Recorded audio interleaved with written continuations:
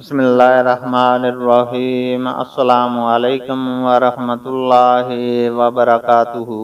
حدیث نبوی صلی اللہ علیہ وسلم ہے، ہم سے ابدان نے بیان کیا، کہا کہ مجھے میرے باپ عثمان نے خبر دی، انہیں شعبہ نے، انہیں قیس بن مسلم نے، انہیں طارق بن شہاب نے، اور ان سے ابو موسیٰ رضی اللہ تعالی عنہ نے بیان کیا کہ میں رسول اللہ صلی اللہ علیہ وسلم کی خدمت میں حاضر ہوا تو آپ بطخہ میں تھے، جو مکہ کے قریب ایک جگہ ہے۔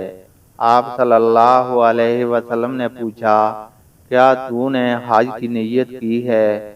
میں نے کہا کہ ہاں۔ آپ صلی اللہ علیہ وسلم نے دریافت فرمایا کہ تو نے احرام کس چیز کا باندھا ہے؟ میں نے کہا کہ نبی کریم صلی اللہ علیہ وسلم کے احرام کی طرح باندھا ہے۔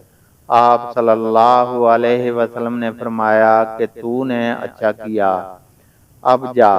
چنانچہ مکہ پہنچ کر میں نے بیت اللہ کا طواف کیا اور صفا و مروہ کی سعی کی۔ پھر میں بنو قیس کی ایک خاتون کے پاس آیا اور انہوں نے میرے سر کی جوئیں نکالی۔ اس کے بعد میں نے حج کی لبیک پکاری۔